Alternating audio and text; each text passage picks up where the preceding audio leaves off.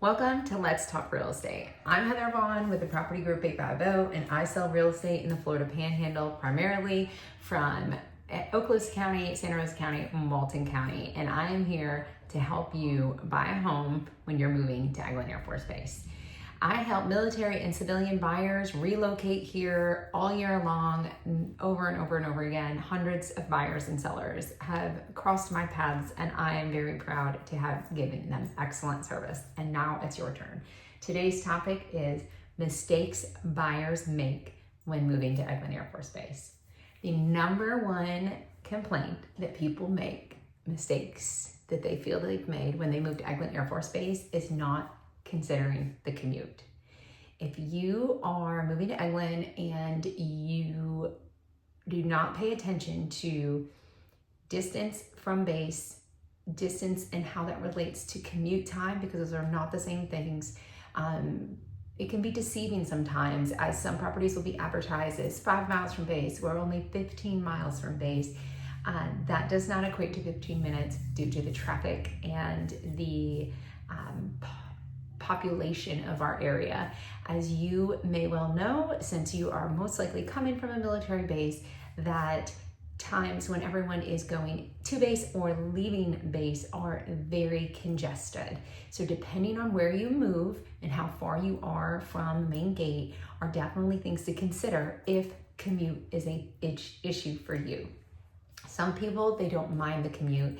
They pop in an audiobook, they listen to their music, they call their mom, whatever you need to do. But for others, it's really important that they have as short of a commute as possible. So something to consider when you are coming to Eglin Air Force Base is how far away is the home I'm looking to buy from base. Keep that in mind. The second mistake that people make is choosing the area before understanding the lifestyle of that area. So we have Crestview, we have Niceville, Fort Walton, or Destin. Those are all very different areas and lifestyles. If you're moving to Destin, you are more than likely beach ready all of the time. You want to be on the water as much as you can. That is also a different price point than Crestview, for instance, where Crestview, we're farther from the water. We are not going to the beach every single day after work. It's a different culture here, or lifestyle, for lack of a better word, the lifestyle and what the environment shows. So those are things to consider and do some research and see what fits you best and what your needs are for you, your family, your lifestyle, and where they best would fit in. Mistake number 3, and honestly, this is, even though it's number 3, it is one of the most important things. Waiting too long to get pre-approved.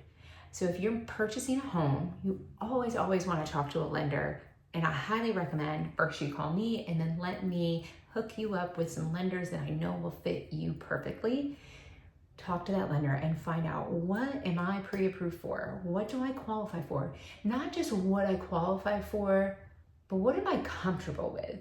Do I want my BAH to cover all of my mortgage payment and I don't want to be coming out of pocket anymore?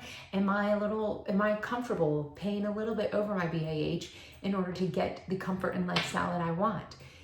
You will not know that information without a pre-approval. We have to get that on the front end. What if there is something wrong on your credit report that has to be fixed? What if there is something that needs to be paid off that we don't know about? It is very, very important that we do not wait too long to get that pre-approval.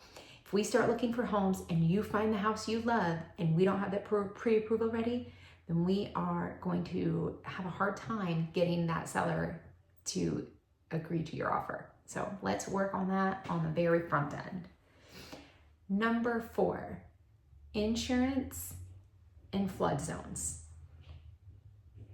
In the state of Florida, insurance has been a very hot topic over the last several years. Insurance has gone up in cost, some places exponentially, due to hurricanes and hurricane claims that have happened in the past 5 years. So we are seeing some relief recently with insurance. Things to keep in mind: the closer you are to the water, the higher your insurance will be. The older your home is, the higher your insurance will be. The older the systems in your home are, the higher your insurance will be. If you have filed a homeowner's insurance claim in the past, that can follow you and can also affect your insurance rate. Those are all things that will affect your mortgage rate or your mortgage payment that then will affect how we balance everything with your BAH. So definitely keep in mind, and we want to pay attention to that. So you may love a certain area of Niceville or a certain area of Fort Walton, which generally have older homes. So when we're looking in those areas, we are paying attention to the insurance estimates for those areas as we consider a home that might be a higher price point, but also have a higher insurance. Whereas a new construction or a newer construction, which we generally see a lot more of those in the Crestview area, will have lower insurance. We always, as your agent, I always help pay attention to the age of the HVAC, the age of the roof, the age of the water heater. Those are the three main things that can affect an insurance rate. And honestly, they can affect even qualifying. Some companies will require you get those things replaced before closing or immediately after, which is never fun. To purchase a home, buy a home, live in a home, and then get a notice that they're gonna drop you if you don't get something replaced. So we definitely pay attention to all of that. Also electrical systems, plumbing. When we're getting into the older homes that were built, pre-1980, we're really starting to pay attention to, is there aluminum wiring? What is the plumbing? What is the electrical panel? All of those things matter, and you want to be paying attention to those. And if you are not physically here looking, make sure your agent is paying attention and getting that information for you. And then the other side of that is flood insurance and flood zone. So if you hear someone say you are not in this address is not in a flood zone, that's technically wrong. Everywhere in Florida is in a flood zone. The majority of people that are not on the water are in flood zone X. That's where you want to be. Flood zone X is the 1 in 500 year floodplain. We're gonna need Noah's Ark if you flood there, more than likely, not going to flood. But there's that 1 in 500 year chance that it does. You're not required to have flood insurance if you live in flood zone X. Now, you can get flood insurance even if it's not required. And I will say it is very, very affordable if you are in zone X and you purchase flood insurance. It's much cheaper. If you are not in X, that means you're in another zone, maybe the 1 in 100 year floodplain or a COBRA zone you'll hear sometimes. Those are areas that are much more prone to flooding, and flood insurance will be required for your mortgage as part of how they insure or require that, this property, if it floods, we're going to be taken care of. So we want to pay attention to flood zones, especially as you get closer to the water. There even are places, even on the north ends of the counties, because of the rivers, that are in a flood zone. So it's important that we pay attention to that. Elevation certificates, you'll hear, like how high is the foundation of the home built up off of the ground elevation. Those are things that we consider as well. All of that plays into your mortgage payment, which all is related back to your pre-approval. So we pay attention to a lot of that.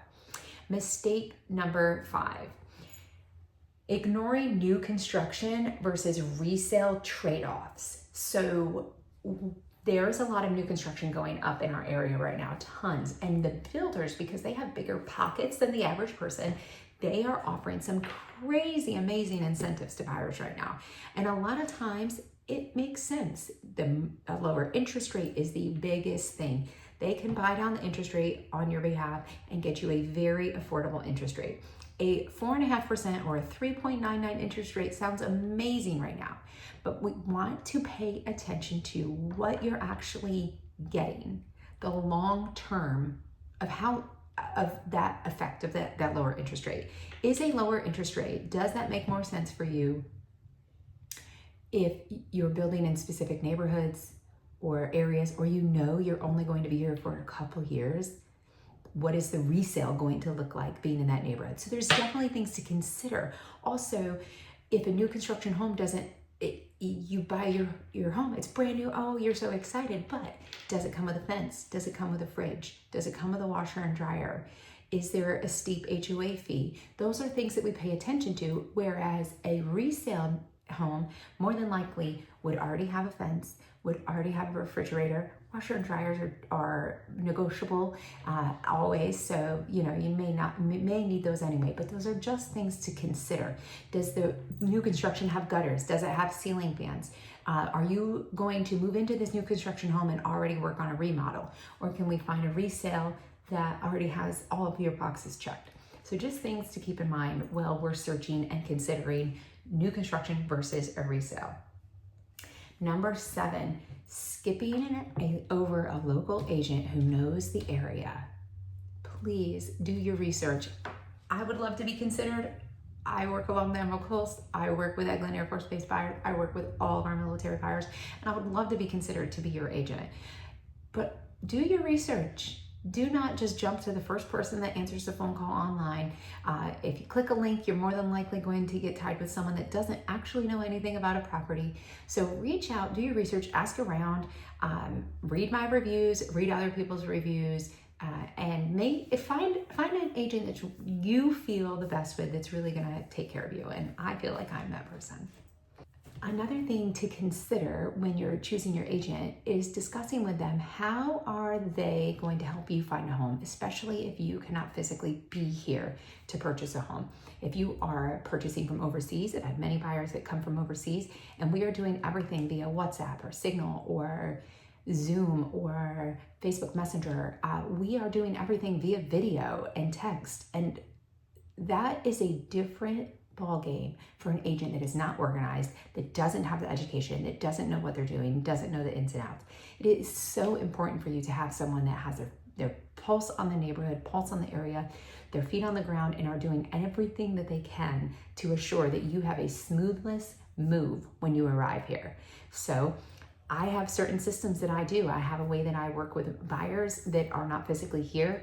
We come up with a plan. We do what's right for everybody, what feels good, and it makes sense. And I have never had a buyer that has been disappointed in how we run the process of them buying a home from being afar. It is very important that you find the right person that has those systems in place, that knows how to do it, and also is continually learning new ways and new things to do to help their buyers.